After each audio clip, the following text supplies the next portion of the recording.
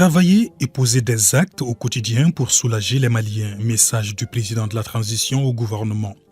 Malgré la hausse des prix à l'international provoquée par la crise en Ukraine, malgré la crise sécuritaire au Mali, malgré l'embargo injuste de la CEDEAO qu'a connu le pays, les autorités de la transition n'ont jamais cessé de consentir d'énormes efforts pour maîtriser les prix des produits de première nécessité. Quelques exemples concrets. Le gouvernement a amélioré le revenu des salariés avec la grille unifiée, le soutien au secteur privé avec la remise d'impôts et le paiement de la dette intérieure de l'État. À cela s'ajoute la subvention du carburant et l'abandon par l'État de 50% des droits de douane sur les produits de première nécessité. Côté filet social, l'on note le paiement régulier de 100 000 francs CFA à plus de 366 000 ménages en détresse. En plus de ces actions, le gouvernement est parvenu à négocier avec certains partenaires la fourniture au Mali du carburant, du blé et des intrants à des prix qui battent tous les records. Le Mali bénéficie aussi de meilleures conditions au port de Guinée, fruit d'excellentes et historiques relations entre Bamako et Conakry. Une coopération réchauffée par le président Assimi Goïta et Mamadi Doumbouya. Autant d'efforts des autorités de la transition dans un contexte particulièrement difficile pour réduire le choc des hausses des prix sur les marchés afin d'alléger la souffrance des Maliens.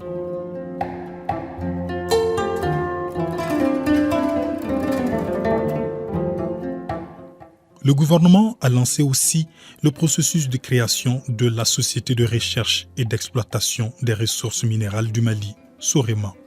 Une vision stratégique du président de la transition.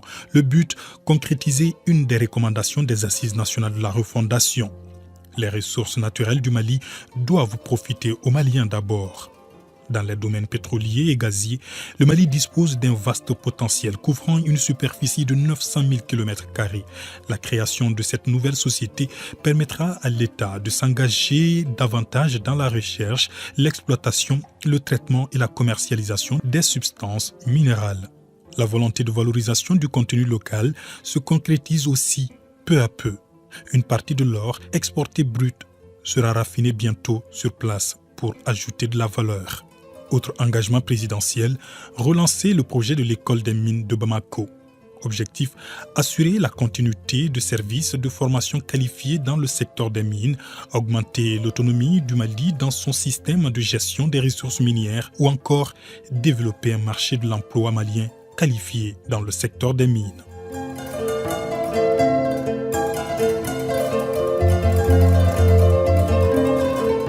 Autre priorité de l'action présidentielle, la transformation des matières premières stratégiques au Mali pour créer de la valeur ajoutée. Colonel Assimi Goïta concrétise sa promesse avec la construction bientôt de 2 usines de filature. L'une à Bamako sur 70 hectares et l'autre à Koutiala sur 50 hectares. La nouvelle société malienne de filature, Somafil, sera détenue à 85% par l'État à travers la CMDT et 15% par le partenaire chinois, en raison de son expérience avérée mondialement dans le domaine. Coût de l'investissement, 354 millions de dollars avec plus de 5000 emplois directs attendus. Ce projet s'inscrit dans la politique présidentielle de relance économique à travers le renforcement du tissu industriel du pays. Cette initiative du chef de l'État intervient après une campagne cotonnière 2021-2022 réussie. Le Mali retrouve sa place de leader sur le continent avec une production record de plus de 760 000 tonnes. Prouesse qui a été possible grâce à la décision du chef de l'État de maintenir la subvention des intrants agricoles ou encore l'augmentation du prix du coton-graine qui est passé de 250 à 280 francs CFA. Le président de la transition se rend à Koutiala pour reconnaître et saluer les efforts des producteurs. La capitale de l'or blanc réserve au chef de l'État un accueil historique.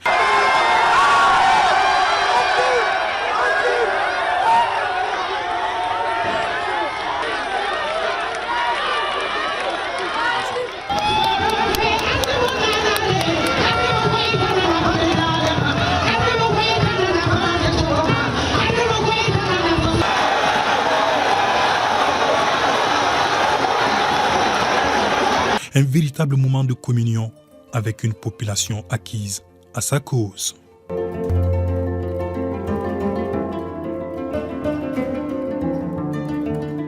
Autre bonne nouvelle, la reprise des activités de la Comatex, compagnie malienne de textile. La Comatex participe à la valorisation de la production nationale de coton-fibre. Son plan de relance coûtera à l'État 6 milliards de francs CFA. La mise en œuvre de ce plan se fera avec notamment la sortie de COVEC de l'actionnariat et la mise en place d'une nouvelle gouvernance de la société. Grâce à l'implication du président de la transition, la convention de sortie de la COVEC a été signée entre les parties. La compagnie malienne des textiles, la Comatex SA, installée à Ségou depuis 1968, emploie près de 8000 personnes. Et c'est avec joie que les travailleurs et la population de la cité des Balanzans accueillent cette nouvelle. Toujours pour renforcer le tissu industriel du pays, le chef de l'État décide la relance de l'UMP, usine malienne des produits pharmaceutiques. L'initiative vise à soutenir l'approvisionnement du marché en médicaments. L'UMPP participe à la mise en œuvre de la politique de santé par l'amélioration de l'offre des médicaments essentiels et la réduction du coût des soins de santé. Elle est confrontée actuellement à des difficultés liées à l'insuffisance et au vieillissement du personnel. L'on note aussi la vétusté des chaînes de production et le niveau élevé des dettes fournisseurs, fiscales et sociales. Et c'est tout un plan qui est élaboré pour faire face à ces difficultés en vue de concrétiser la décision du président de la transition.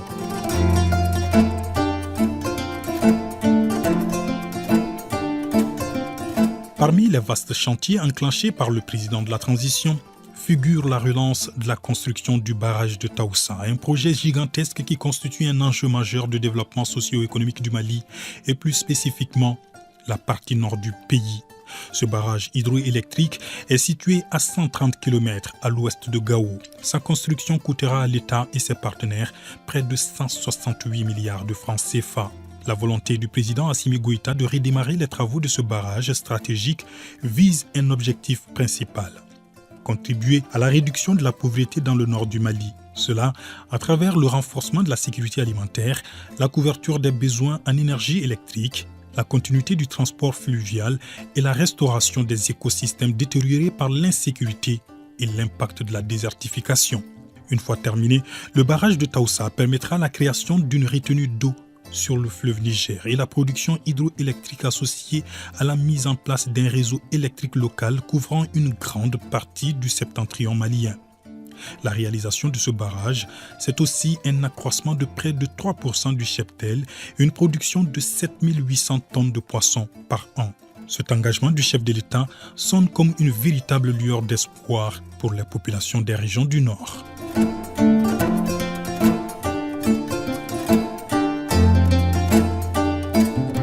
En arrêt depuis 2018, la reprise du trafic ferroviaire au plan national est une volonté du président de la transition. Déjà, plusieurs actions sont réalisées pour concrétiser cette volonté présidentielle. L'on note la rénovation des gares, ainsi que des ateliers centraux de Korofina et de Kaye. En plus, les travaux de traitement des points critiques de la voie ferrée de Bamako à Diboli sont réalisés. 2 locomotives sont entièrement réhabilitées par des cheminots maliens. Et enfin, les travaux confortatifs sur les ponts de Maïna, Tukoto et Galougo sont réalisés.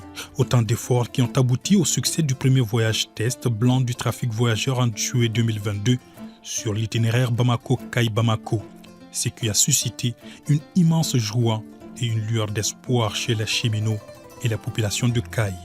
D'autres actions sont en cours pour consolider les acquis.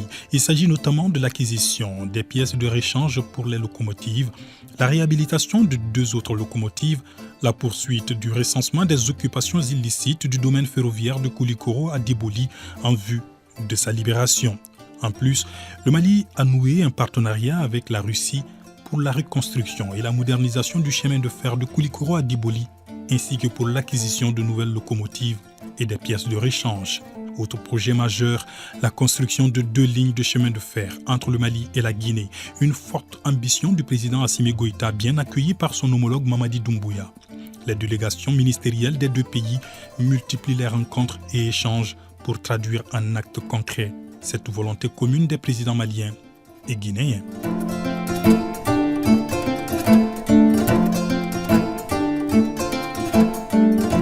Voici à quoi ressemblera le nouveau complexe hospitalier de 4e référence à Bamako.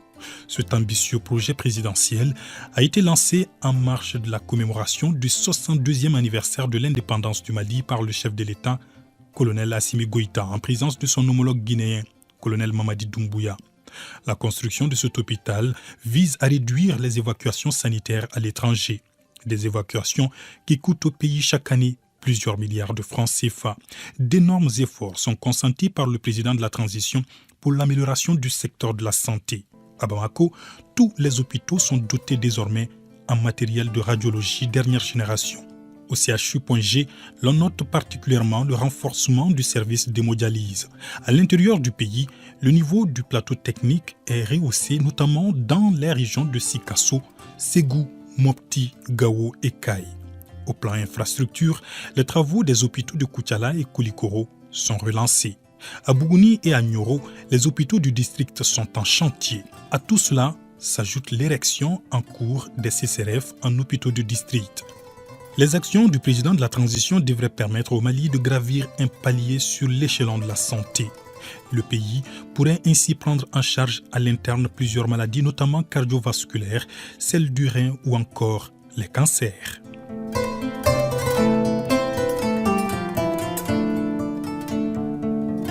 Au lendemain de son investiture, le président de la transition joint l'acte à la parole. Il alloue les 2/3 de son fonds de souveraineté aux œuvres sociales et sanitaires. Son geste vise à faciliter l'accès à l'eau potable et aux soins de santé primaires dans les zones difficiles. À ce jour, plus de 200 forages sont réalisés à travers le pays. Les œuvres sociales du président de la transition, ce sont aussi des dons de vivres et non-vivres, de kits alimentaires et scolaires aux populations vulnérables, à Bamako et dans toutes les régions du Mali. Le chef de l'État porte une attention particulière à la santé de ses compatriotes. Ainsi, des dizaines d'ambulances médicalisées et des kits sanitaires sont mis à la disposition des centres de santé de référence un peu partout au Mali. L'assistance et la protection sociale demeurent au cœur des préoccupations du président Assimi Goïta. Il entend poursuivre ses actions rien que pour soulager ses compatriotes en situation de vulnérabilité.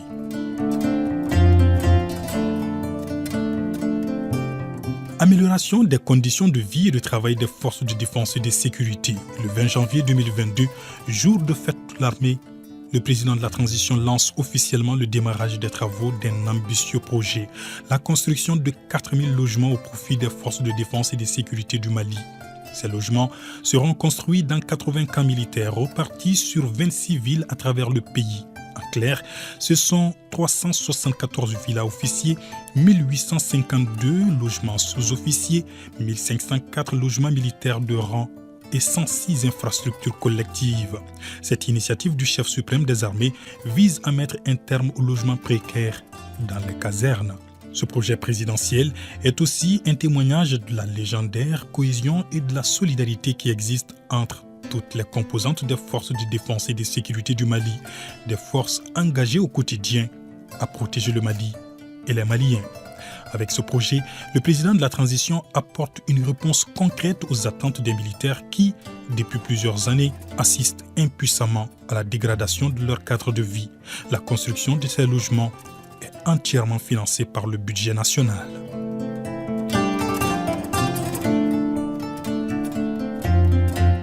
Autre engagement du président de la transition, ce vaste projet pour assainir l'administration publique. Pour ce faire, colonel Assimi Goïta dote les fonctions publiques de l'État et des collectivités territoriales d'un système de gestion des ressources humaines intégrant le recensement administratif à vocation d'état civil, RAVEC.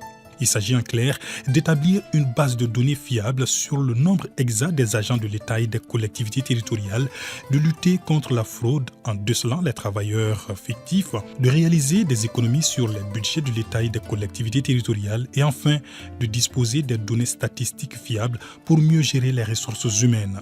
Le projet concerne tous les agents de l'État et des collectivités territoriales sur l'ensemble du territoire national, dans les ambassades et les consulats. Une fiche individuelle de collecte de données doit être renseignée par chaque agent à travers son service et comportera des données et renseignements sur son état civil et sa situation administrative. Après saisie dans un logiciel, ces données feront l'objet de traitements et d'actualisation respectivement par les structures en charge de la gestion des ressources humaines et le centre de traitement des données de l'état civil. La mise en œuvre de ce projet présidentiel se fait en 4 phases. Le développement du système de gestion des ressources humaines, le recensement et l'enrôlement des agents, l'intégration des données biométriques et la production de cartes d'agents. Un véritable frein à la délinquance financière dont souffrent les caisses de l'État.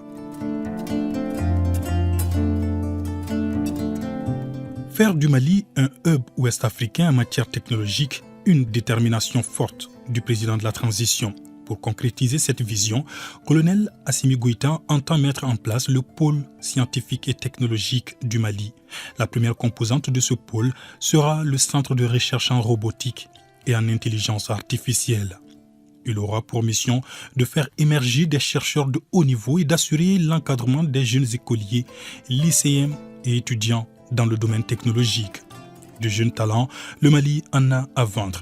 Illustration à l'édition 2022 de la compétition panafricaine de robotique à Dakar, où le Mali termine champion avec 3 médailles d'or sur 4. Les équipes maliennes ont impressionné par l'innovation, la rapidité, la précision et surtout l'habilité dans la conduite des robots. Et la vision du président Assimi Goïta devrait permettre de créer un véritable écosystème entre tous les acteurs évoluant dans le domaine technologique afin d'utiliser l'intelligence artificielle comme un levier dans le développement et la croissance au Mali.